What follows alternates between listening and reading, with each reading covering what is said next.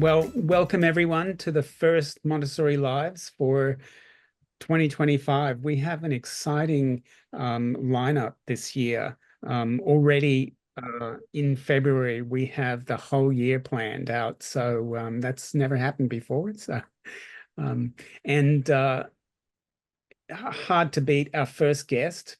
We're very privileged to have Chris Willemsen with us, who is the Nienhuis brand ambassador.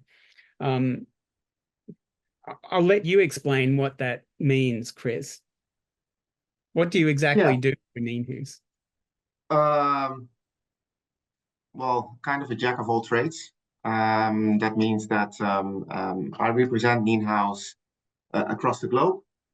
That entails that I'm in contact with practically all the Montessori associations throughout the world. I travel quite a bit to the continents we have, always in relationship with Montessori.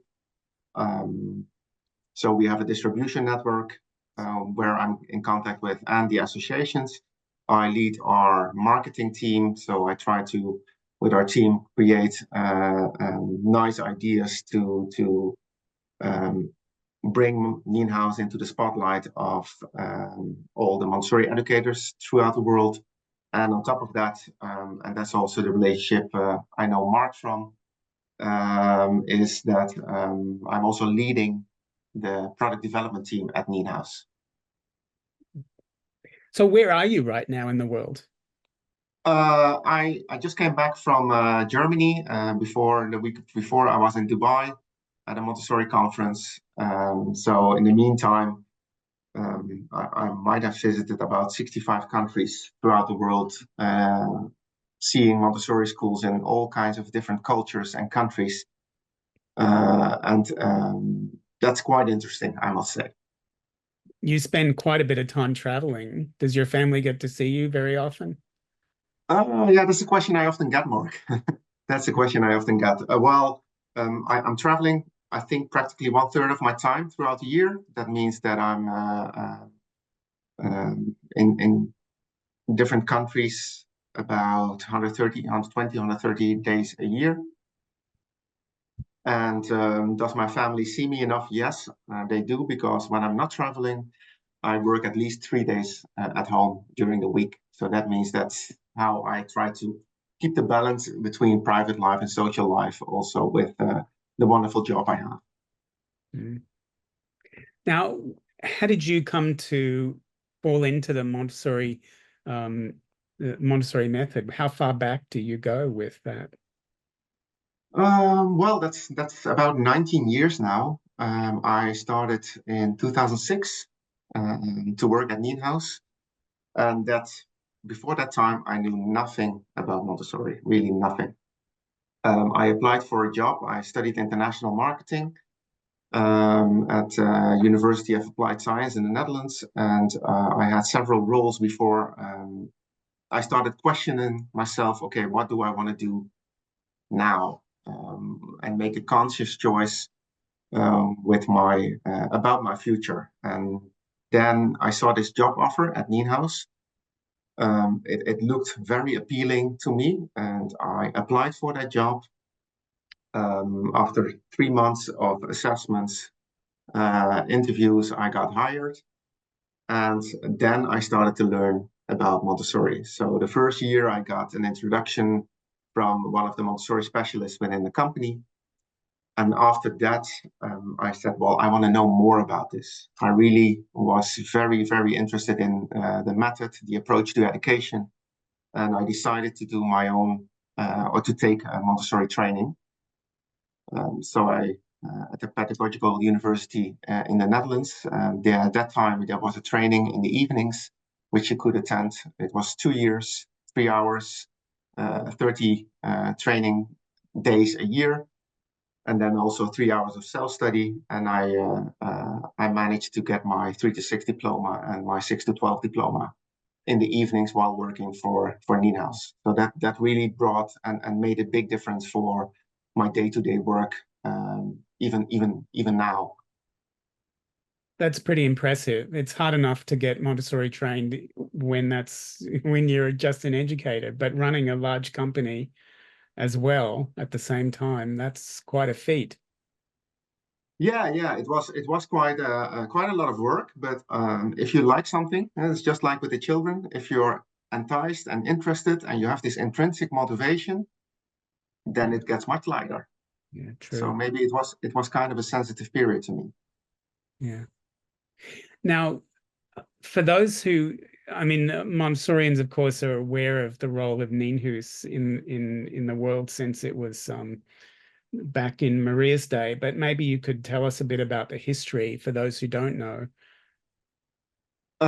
Yes, of course. I will also be addressing this at the convention, which is planned for the end of the year, where I will be talking, Mark, and thank you for inviting me for that. Um, but I can tell you already a little bit now.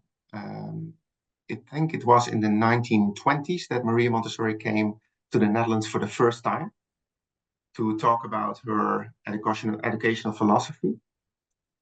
She was in contact with a few people then, and she had one person she trained in one of her first courses in Rome.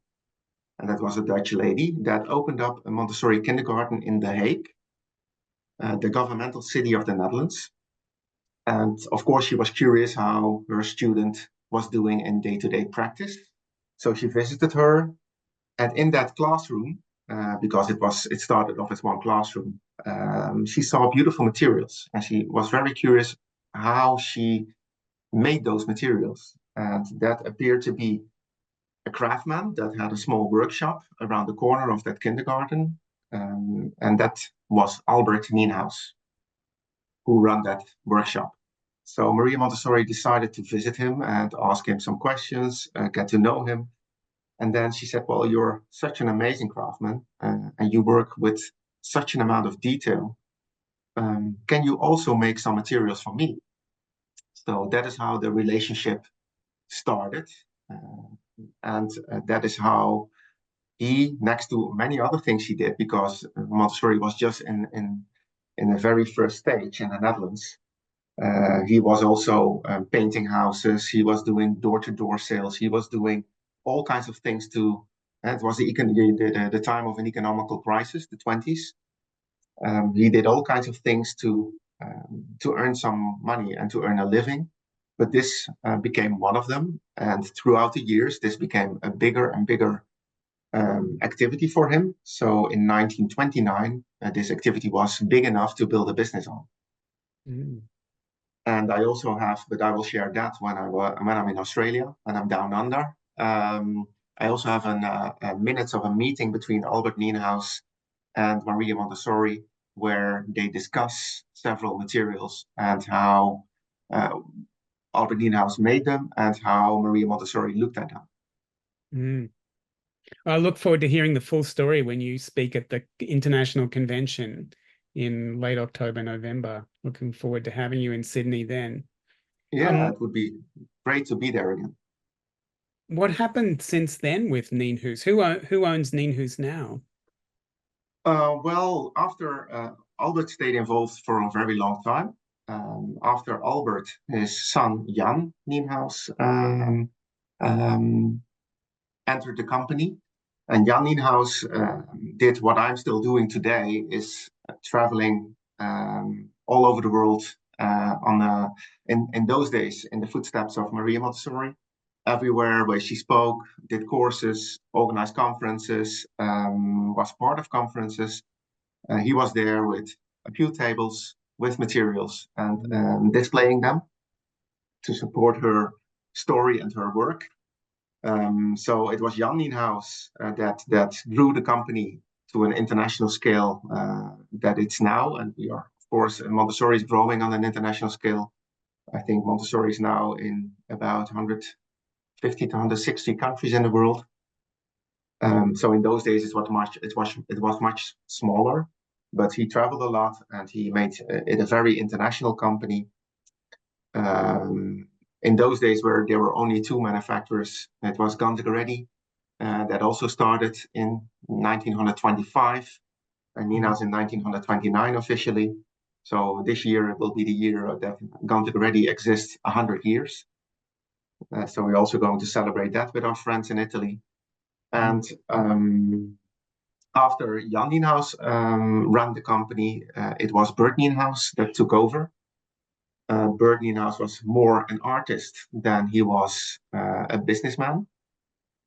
So Nienhuis was, yeah, almost having an international monopoly in those days. And now that has changed, of course. Bert Nienhuis, he had one little problem. He spent more money than Nienhuis really received in those days. And then after that period, which was financially difficult, Nienhuis got into the hands of financial investors for quite some years. And now we are owned by the biggest school supplier in the Netherlands, a family company called Heutink. And last year, we just merged with the biggest school supplier in Scandinavia, the northern part of Europe. And yeah, we have an owner that is fully dedicated to education now, which is a very big step for us because they understand what education is about. Not always understand what Montessori education is about, by the way, but that is a struggle and the battles I have to fight within the company and succeeding, by the way. It is good to have a mother company that is really interested in education and fully active in education. So is the parent company of Nienhuis still Heutink, or is there another company? It is. Yeah, there's behind the company in Scandinavia, there is IKEA, so an investment company of IKEA. But it's a very friendly investment company. So yeah, it's one of the biggest educational players in Europe now. Interesting. And Nienhuis is only a tiny bit of that. Yeah. Yeah. What have you most loved about your journey in Montessori? When you visit, for example, what is it that really captures your imagination, keeps you going? Well, maybe the best way to answer that, Mark, is to compare it with what I've been doing before, and there's a big difference. Before, I used to work in office supplies industry. I used to be a marketing consultant. I used to be in the printing industry. I used to do many things, and there are two big differences when you look at the Montessori, let's say, field of business or Montessori industry, if you may call it like that. But first of all, I think the audience is amazing. The audience you are working with, these are all so passionate people that are working in Montessori education. I think even more passionate than in regular education. Education is a soft industry, more or less. And what I think and admire enormously of the Montessori community is that all these people have made conscious choices to work in Montessori. So they are so much more passionate about what they are doing, that it's not a job, but it's work. They all have work to do. So that is one thing I really like about Montessori education. When I look at our company, it is wonderful to work for a company that is paying a lot of attention to detail within the materials that is making the highest quality possible. That is really paying so much attention to the environment of the child, because when a child is in a classroom, it interacts with the environment, and by interacting with the environment, a child learns. That is one of the most and strongest things within Montessori education. And if you try to make that environment as attractive as possible, then you can reach a very high potential with the children. So that's what I also like of my particular part in this community, is that yeah, I feel privileged to work for a company that does that. Now, you as you pointed out, Nienhuis used to have a monopoly on Montessori material, apart from Gonzaga Reddy. As you know, that's no longer the case. There are so many different Montessori material suppliers around the world. What is it that makes Nienhuis different in the world of Montessori materials? Oh, that's many things, I think, and also hard to just give a general answer on. But yeah, to give you, maybe I can explain that by taking a few materials and talking about those. If you look at, for example, the Pink Tower, one of the classics that all children's houses have in their classroom. Of course, there are many Pink Towers around the world and many different manufacturers that make Pink Towers.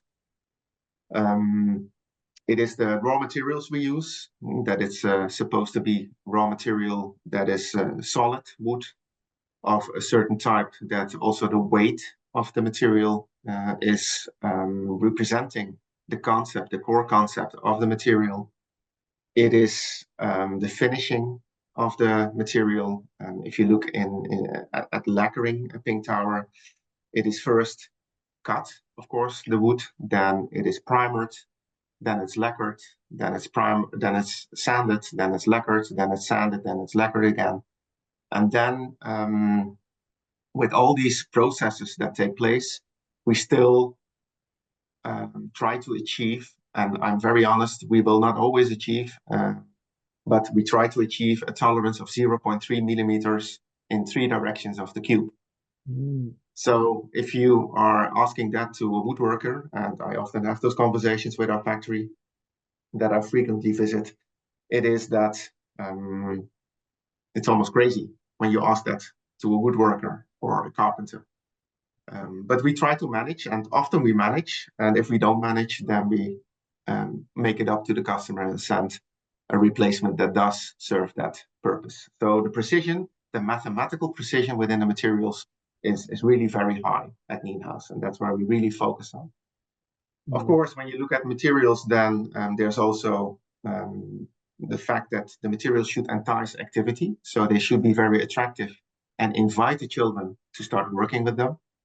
So that's why we use a very strong high gloss paint, because we have seen from observing in the classrooms that children feel much more attracted to a glossy paint than to a dull paint or to a so-so paint. So that is quite important. The precision also comes to the surface when it comes to control of error. Imagine that, for example, the cylinder block, if the cylinders get stuck into the block and the child has just picked them from the shelves, starts working, and then has to stop the work because this cylinder is stuck, then they will put it back on the shelf. So you lose the opportunity, which is very, very disappointing for the child, because they were so interested in doing that activity and they have to stop it because it doesn't work. So the materials should also work for the children. Another thing which is quite important is that the materials should serve the concept of cosmic education. So if you have different materials for that should bring different subject areas together. In Montessori, we do interdisciplinary learning. We don't isolate the subject. You know all about that as an elementary teacher, Mark. We don't isolate subjects and we just do geography, we just do mathematics, we just do language. No, everything is interconnected and everything should be connected. And that's also necessary with some materials. So if you have a cube in the Pink Tower, that should really match the dimensions of the equivalent cube in the binomial or the trinomial cube, so that children are able to compare and combine them. So that is all the things that we try to pay attention to, and that comes with a cost, that comes with a quality that matches that cost. We also often get the question, okay, but Nienhuis is a little bit more expensive. and in some cases quite a bit more expensive than other materials and other manufacturers. And that's true. So I think we are, and when you look at the pyramid, we are only mostly working with really educational centers, and not so much in the parent market. So there's also a lot of Montessori homeschooling worldwide, that parents work with the children with materials at home. Well, if you work with the material only for 2 months, then it's okay. As long as the precision is there, it's okay to work with a material that is a little bit less durable. But if you want to work with the materials for 10, 15, sometimes even 20 years, then it's necessary to have a durable material that lasts in precision, but also in quality and lacquer. And if you treat it properly, because I can buy a very expensive Mercedes and destroy it in one day. So you can also do that with a pink tower, or you can also do that with a set of geosolids. It's all possible, but yeah, it's part of our pedagogical philosophy. We have to train and teach the children how to behave and interact and treat the materials. It's very reassuring to hear somebody like yourself who's intimately involved with the development of the materials, so familiar with cosmic education and the philosophy behind Montessori. But how could it be any other way, I guess? Is it true also that Nienhuis is the only supplier that offers the full range of Montessori materials? And I would imagine that increases, that adds to the cost, because there are many materials, I would imagine, that don't sell very many, and you have to be able to still produce those and keep them on the shelves, right? Yes, very true, Mark. Very true. That is certainly one thing that is also increasing the cost. There are materials that we may only send 10, 20, or 30 pieces a year of, which in Montessori, yeah, if you look at the business type of the business concept of it, then you would already have discontinued those items many years ago. Yeah. But our focus is to indeed keep the full range available for all the classrooms, and that also increases the cost. That's true. But there are also other things that we are doing that increase the costs. For example, we have invested in our factory to make our factory fully running on solar energy. So we are no longer using any fossil fuels to run the factory. And so we are practically off grid. And on top of that, our factory is now very close to become zero landfill. That means that we are also reusing or recycling all the waste that is created during the production process is reused or in other industries or in our own industry, or recyclable, so that they can be used for future purposes. So that is also increasing the cost, but I think in due course will also save the cost. And I think it is fully in line with what we are doing as Montessorians to work towards the future of our planet. Yeah, that's wonderful to hear. Since you mentioned the pink tower, can you answer the question that has plagued Montessorians for generations? Why is it pink? I cannot give that answer with 100% certainty. If you would have asked me the red of the red rods or the long rods, then I could have given the answer, because it's literally stated by Maria Montessori. But the pink tower, the story I know is that once Maria Montessori was working in the classroom, she saw that the pink pencil was the shortest.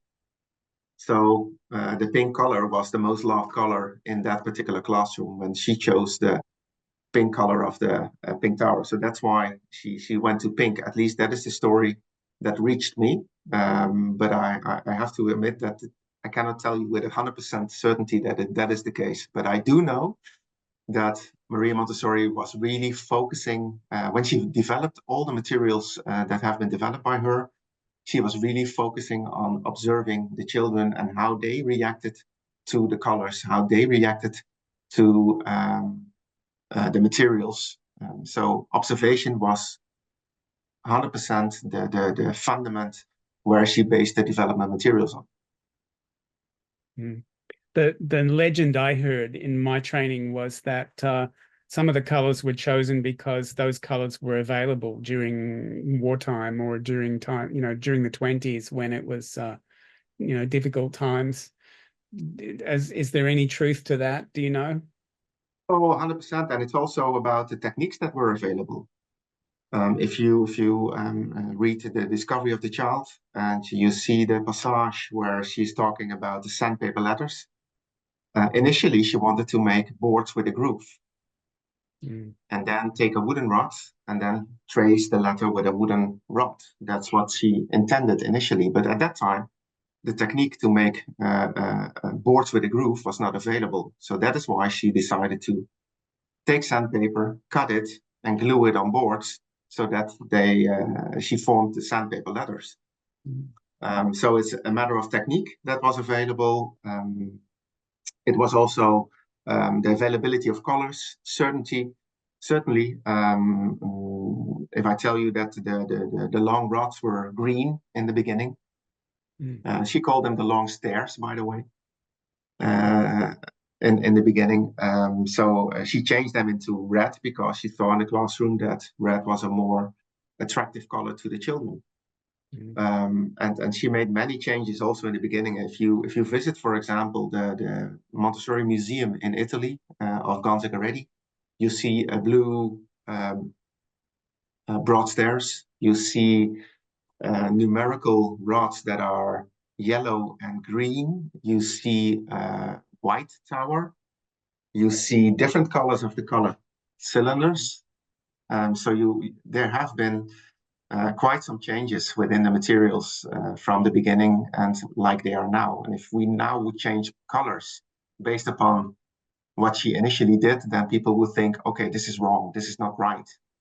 And sometimes the color matters. She also said that. Sometimes a color is really important, and sometimes a color is just chosen arbitrary. It's just, okay, let's try this. And it stayed that. Yeah.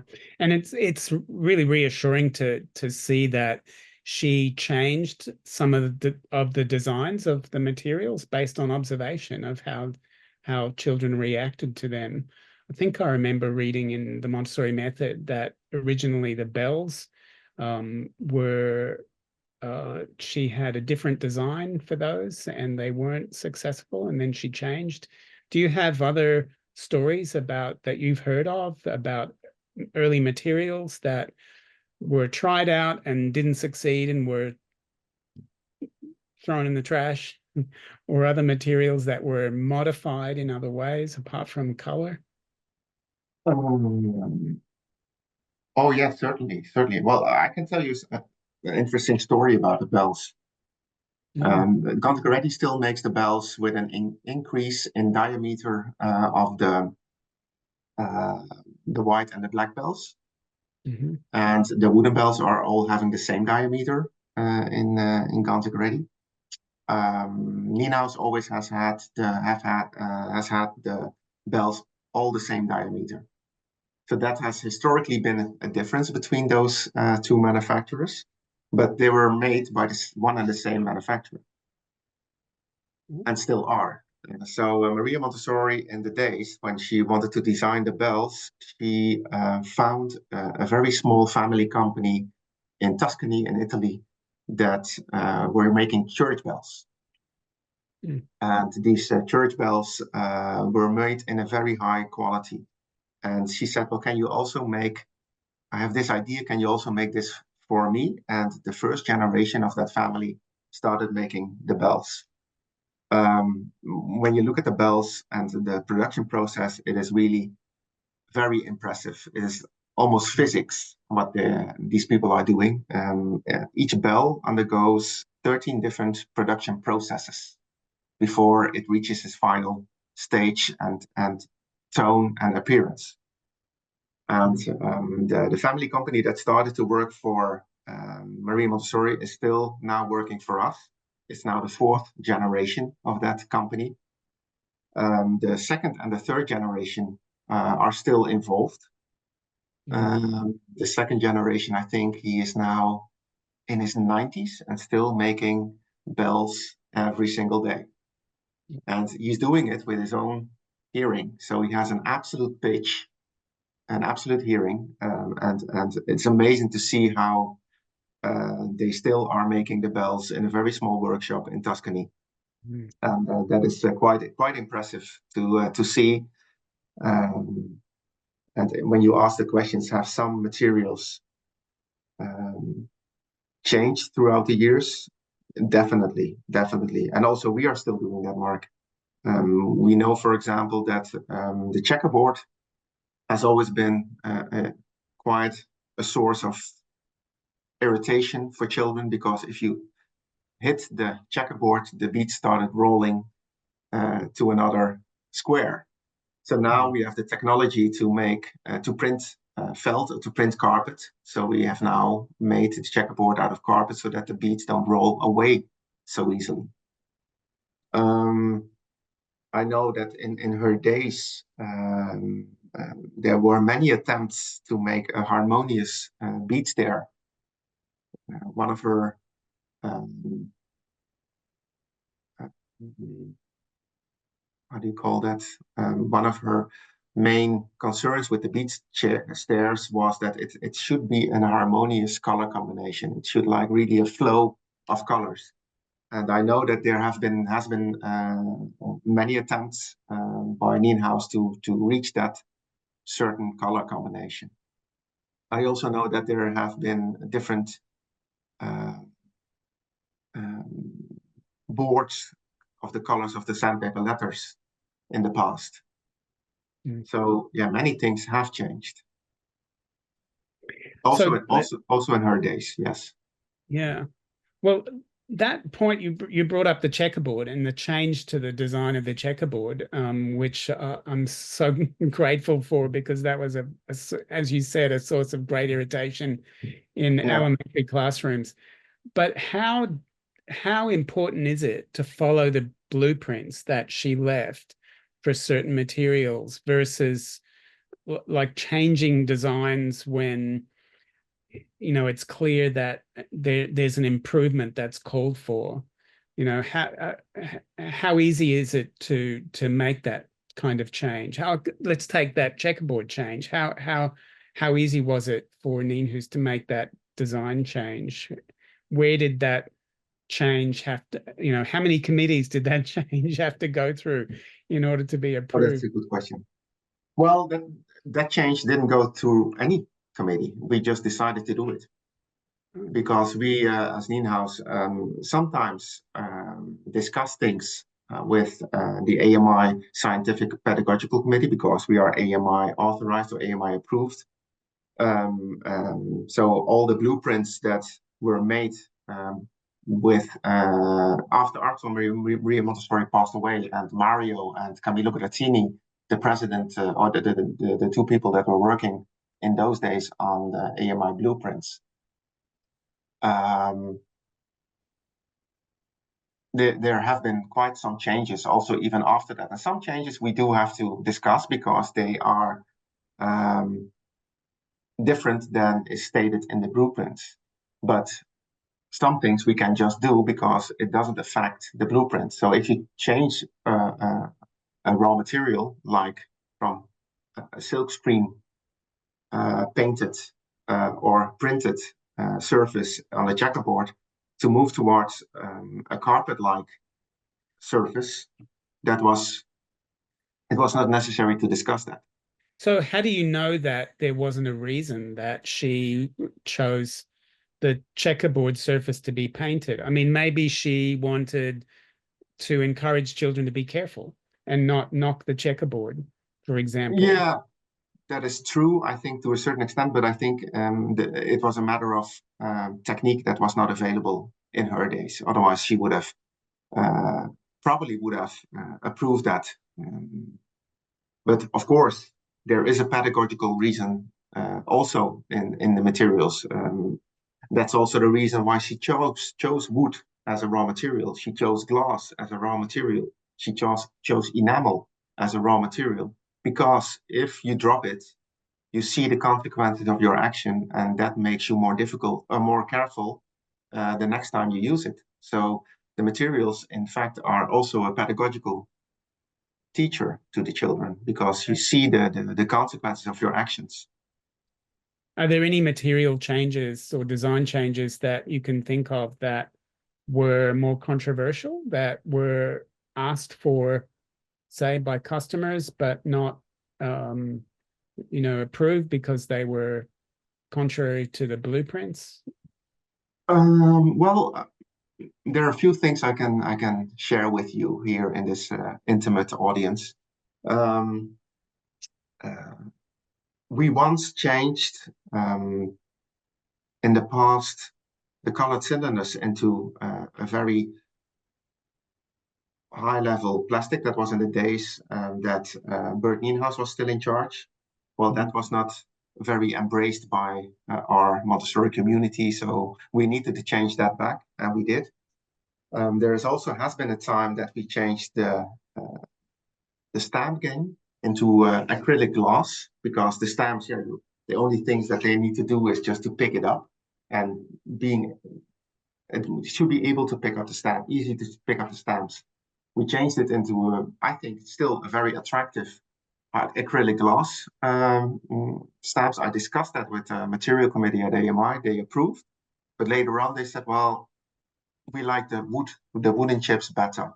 So now we have changed that into wood again. So sometimes we have tried things to make it more perfect, but sometimes, our passionate Montessori audience does not really like the change, and then we change it back, or we leave it like that because we think that is a very good reason to do it. Another thing, what is sometimes interesting is, for example, we have created large size grammar symbols. And when I proposed that within the material committee of AMI, they said, well, that is a no-go. That is not what Maria Montessori wanted. And I think that with my knowledge of education and also knowledge about the elementary child, where you're also a huge expert in, Mark, is that children really like to move when they learn and do it holistically, not only with their hands, doing with other children together, not only alone. So we created these large size grammar tiles, kind of, carpet tiles, and then you can walk a sentence. So you can really go from one part of speech to the other part of speech by walking. So one child can read a sentence and another child can walk the sentence, for example.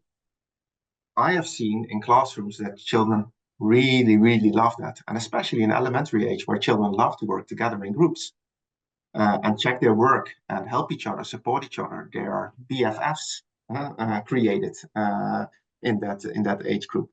So I proposed that to AMI. I said, well, I think this is really a good idea. And then Weiber Grazzini, who was really stuck to the things that Maria Montessori wrote, she said, well, I think it's perfect to walk on a material created by Maria Montessori. I said, well, I appreciate what you say, Weiber, but we're still going to do it.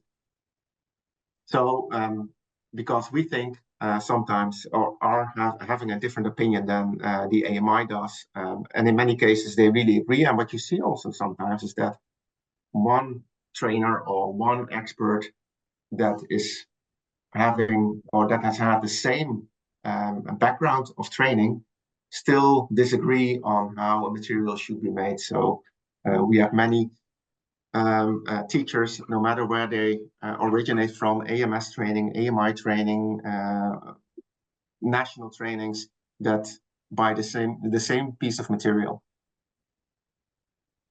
So this is a really interesting question, of course, within the Montessori community, is who decides what is authentic Montessori? Who should get to decide whether a material should be changed, or whether Maria would, I mean, she's been dead, what, 73, almost 73 years now. Who should decide in her absence whether a change is really authentic Montessori, or has society, has education, have children moved on to the point where we need um, to be able to decentralize those kind of decisions? Should it be just up to the people who are closest to her? Um, you know, Grazzini, of course, is gone, but Baeba or others closer to her, or the SPG. What's your view on that?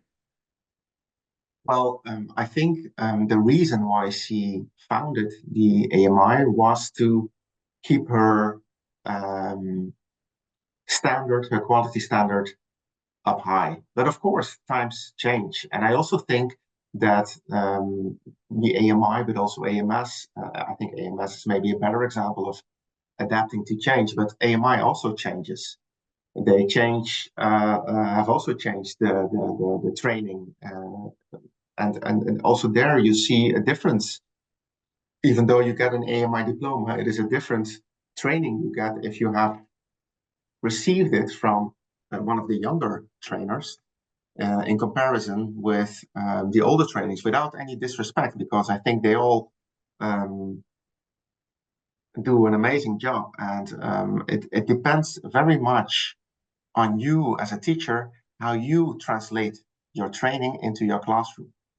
I think that is the most important thing happening after any type of training, no matter if whether it's AMS or AMI. I think what you take away from that training as a teacher is the most important part on how you are going to work in your classroom with your children, with your specific age group. I think that's the most important question. I think also when you compare it with getting your driver's license, then you know how to drive, but you really learn how to drive after many years of experience. That's a And great that's the same. analogy.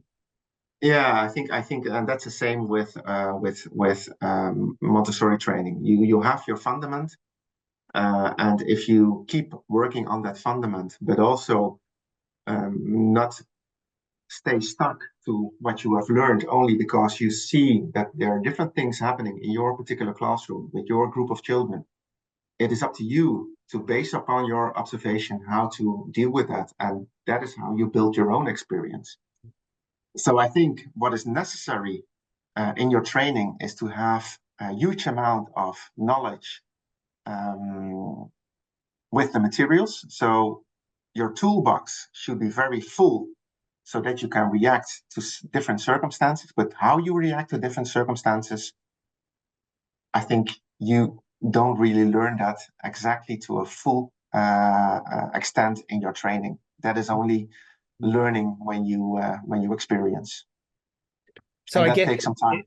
yeah, I guess it depends on your view on this question about whether you think Montessori is still an ongoing experiment, or whether you think that the experiment is over.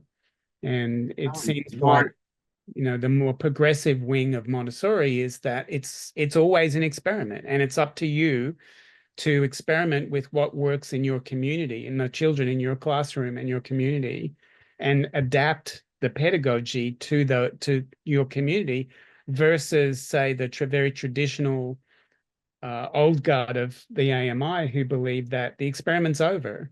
Montessori at a certain point knew everything, and we just need to do Yeah. what she says and follow her instructions exactly, and that's all you need. No, that's true. That's what has not changed since that time is how human beings develop themselves. We still learn to see colors. We still learn to speak. We still learn to crawl, to stand, to walk. So if you look at the development of human beings, I think in this amount of time, it has not really changed. So if you look at the evolution of a human being, it hasn't changed. So we still need to learn all the skills that were necessary in those days. But what has changed is our environment. If you look at technology, if you look at our world around us, that has changed. Mm. So the skills we learn have to be applied in a different environment now. Mm. But we still need to learn those basic skills. I think when you look at 0 to 6, what has been developed in those days is still quite valid, because it is really an education of the senses, consciously or unconsciously.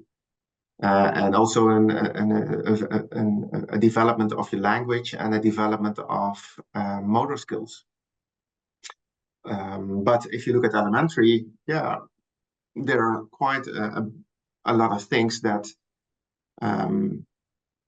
are still the same, but there are also quite a lot of things that have changed around children. How do we look for information?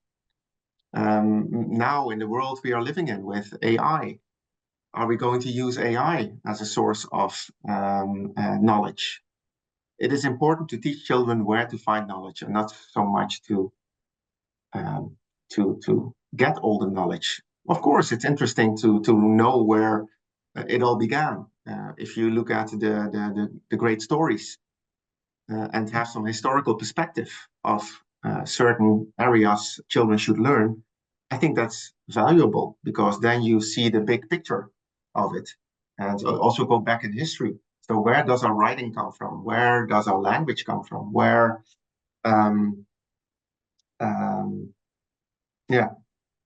does, for example, the name geometry come from?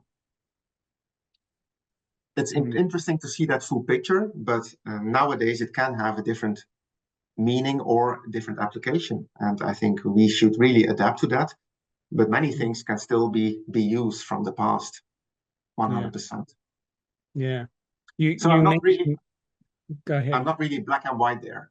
Yeah. I think it's valuable to have the same things that were there in the past, but also it is valuable to adapt to the current situation. I can give you one more example, maybe to explain that, and that has to do with 0 to 3. I know that in several trainings, trainers are still focusing and explaining there is a sensitive period of order in the child. And scientifically, there is no sensitive period of order. Order is a condition in which a child thrives, but it is not, according to neuroscience. I'm working a lot with neuroscientists also, and there is no window of opportunity of order. And when you look at the first 3 years, it's only psychomotor development and language development. That is where the children are very, very sensitive to. There's no such thing as a sensitive period of order.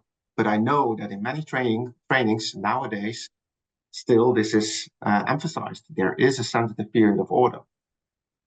And we know now it's not. There's not.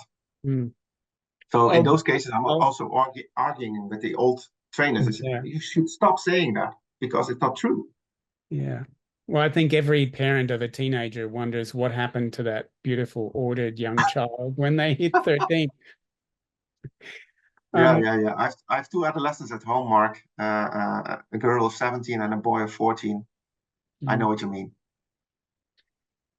So there's this question about whether Montessori educators should only use the array of materials that Maria prescribed. You know, I know that that's generally encouraged in AMI training, that you only use Maria and you don't confuse things by adding all of this other modern materials that have come on the market since. What's your view about that? Should educators only use what she prescribed, or are there materials that have been developed since she died that are useful? My answer is 100% no. That means that we should keep developing and we should keep changing our classrooms. She had a very clear concept about that. She said, and that is often, I think, misinterpreted. She really said, less is more. So if you have a classroom, what you have in that classroom should really touch the points you want to touch with the children. It should really be an answer to that particular group of children and their stage of growth. I think that is what now often is translated into we only have to stick to the core range of materials that have been developed by Maria Montessori. My take on that is that a classroom should not be a museum. And sometimes you see a classroom being a museum. In my opinion, a classroom should be an environment where things change, things are added, things are removed, things are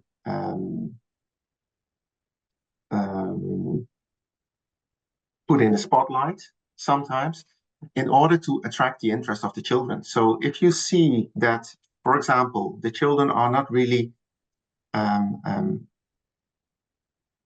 grabbing a particular part of the curriculum that they should grab, then you can make a change in order for them to be attracted to that. I'm sure that Maria Montessori meant that she didn't want a classroom to be that museum. She also wanted that change. Of course, you have a core range of materials that should be there, but the rest really can move as long as it's not as it doesn't become any chaos.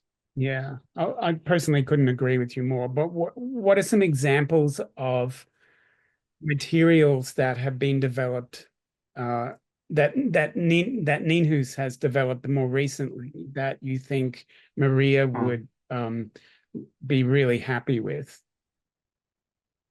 Well, one of my personal favorites is, for example, the tellurium. I know how teachers are explaining the movement of the sun, the moon, or the sun is not moving, but the earth and the moon around the sun. And they're trying to do it with a light bulb, and then they have the moon here, and they try to change with their hands, and they don't have hands enough.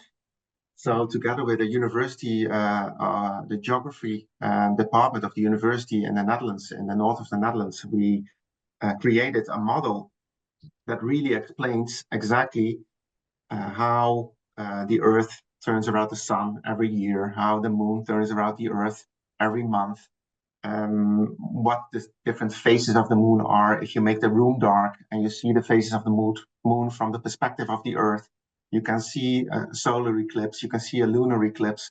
All those things you can do with a material which was not materialized in the days of Maria Montessori. I'm 100% sure that she would have loved that material, because that really creates the picture for a child, even for us as adults sometimes. That's the aha moments I had when I started to work for Nienhuis. Oh, that's the way the Pythagoras theorem works. A plus b, a square plus b square makes c square. Or how this movement of the Earth and the moon around the sun, how that functions. That really gives you the perspective, because you cannot see it when you look outside. So sometimes you need a model to make it clear to you. And that is one of the examples of the materials I think really enriched the classroom. So how many new materials per year does Nienhuis develop? That is approximately between 30 and sometimes 100. Per year? Yeah. And that's also including different language versions, Mark. That's also including different types of the same product. I know that, for example, at this moment we are working on making mitts, finger mitts and small mitts for the children's house children in 4 colors. So if you have mitts and towels and all those materials, then you easily reach quite quickly a respective number of new materials. Also, what we have just created, for example, is maybe interesting to mention here, is that we are doing everything or most of the things in a Montessori classroom according to the Montessori way of education, the pedagogical didactical way of Montessori. But what we have not been doing is, for example, doing sports in the same particular way.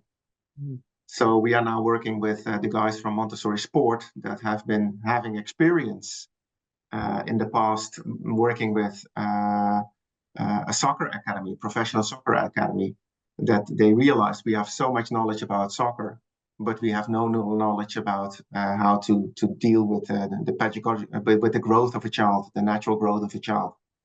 So they implemented Montessori principles in the academy and saw, wow, this is making a huge amount of change in our academy. And what they have done after that, they said, okay, we have brought Montessori to sports. Now we're going to bring sports to Montessori. So in Montessori, we are not going to go outside or go to a hall where we do some physical exercise. No, sports should also be an integrated part of our Montessori curriculum. And that is one of the developments that started, I think, I met them first in Sydney, Australia, at the Montessori Australia conference, where they were speaking. And I know that they have also been doing training in Melbourne in the past. I see that that is also making quite a change because, yeah, sports should be an integrated part of the curriculum. You should be able to grab a sports activity from the classroom, go outside, for example, pump a ball, throw and catch a ball, or bounce and catch a ball, and go inside the classroom again. That is the way it should work. And so also within the curriculum, things are still changing. Do you know offhand how many total materials that Ninhu sells? Around 2,000. Wow, that's quite a Yeah, quite a portfolio. yeah, exactly. And we also have some beautiful materials you have developed, Mark, for us, like the verb conjugation chest and the preposition twister, and people are really loving those materials as well. It's now we have to make the next steps of those materials to translate them into other languages as well. Yeah, thank you. What Yeah. are the most popular materials that Ninhu has sold over the decades? The most popular materials, well, that's still the classics. But if you look at new developments, good question. I think the classical materials still sell the most. The essential materials, we call them the essentials. They still sell the most. But there are materials that are always doing well. For example, the continent box. We have now created the ocean animal box that goes with the ocean puzzle map. That wasn't there before. Yeah, there are quite a few of the new ones. Tellurium still sells well. I think the infant toddler materials do really, really well, which we have developed throughout the years. Well, I hope you'll bring a lot of the new ones as well to the convention in Sydney later this year. So we can. Well, that's what I always do. I do bring a few classics, but I mainly focus on the new ones because that really we all know the Pink Tower, huh? We have seen it, we've touched it, we've worked with it. That is not something we should display. I always think that it's interesting to bring the new things and display those because they will entice the interest of the teachers. Well, Chris, it's been so interesting talking to you. I know we could go on for a long time, but I look forward to sitting down with you when you come to Sydney, and I know you'll be available to talk to delegates at the conference as well. So Certainly. thank you so much for your time this evening, and we look forward to it later this year. Yeah, thank you for the opportunity. It was a real pleasure. I think you've asked some very interesting questions, Mark. So my compliments for that. And yeah, like you say, I could talk for hours and hours and hours and hours about this wonderful method of teaching, but also the materials, because it is not only my work, it's also in my veins. Well, thank you again, and thank you everyone for joining us on Montessori Lives. We'll see you in a couple of weeks.